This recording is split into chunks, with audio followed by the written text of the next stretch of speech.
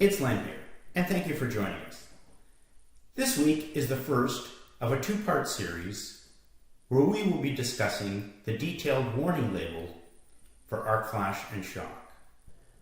These detailed warning labels may appear familiar to some of you folks as they have been installed on your electrical equipment.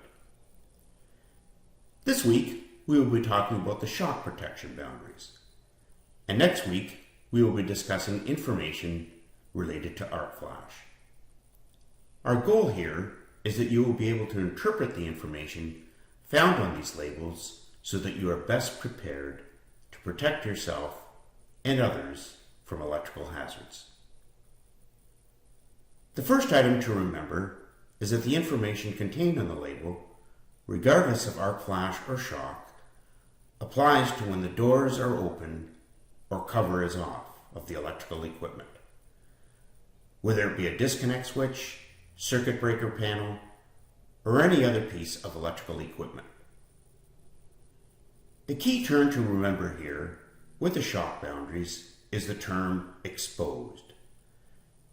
This means capable of being inadvertently touched or approached nearer than a safe distance by a person. This term is applied to electrical conductors or circuit parts that are not suitably guarded, isolated, or insulated, such as with touch-safe components or clear Lexan covers over exposed circuit parts. There are two approach boundaries in terms of shock protection. One is the limited approach boundary, and the second is the restricted approach boundary. Let's first talk about the limited approach boundary.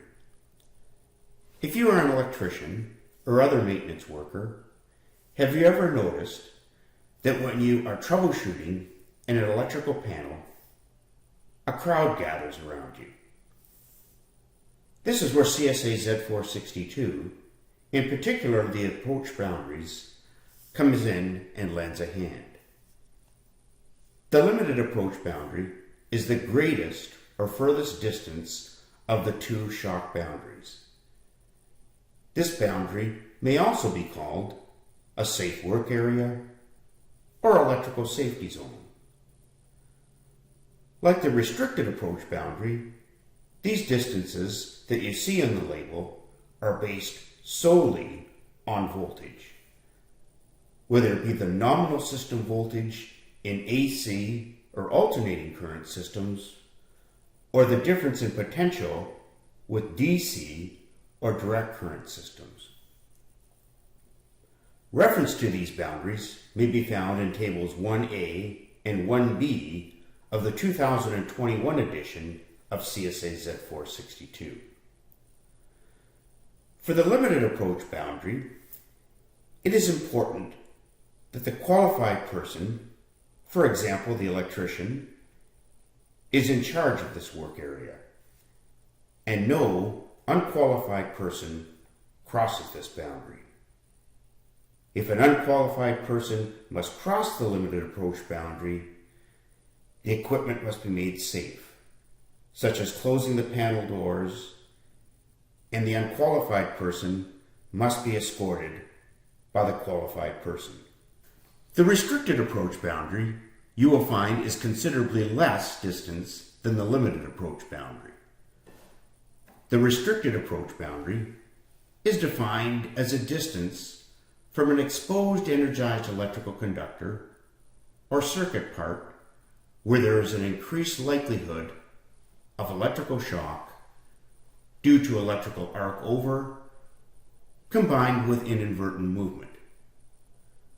An example of this is where you may be taking voltage measurements with a test instrument.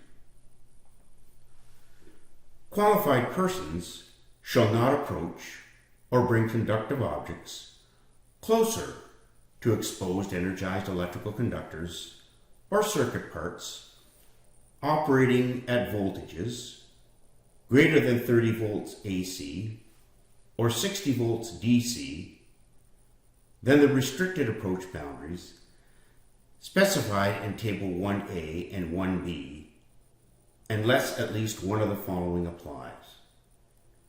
A. The qualified person is insulated or guarded from the energized conductors or circuit parts. Rubber insulating gloves with leather protectors of the appropriate class or voltage rating may be considered insulation, only regarding the energized parts which work is being performed. B. The energized conductors or circuit parts are insulated or guarded by a barrier. An example of this may be a permanent or fixed barrier such as Lexan or plexiglass cover,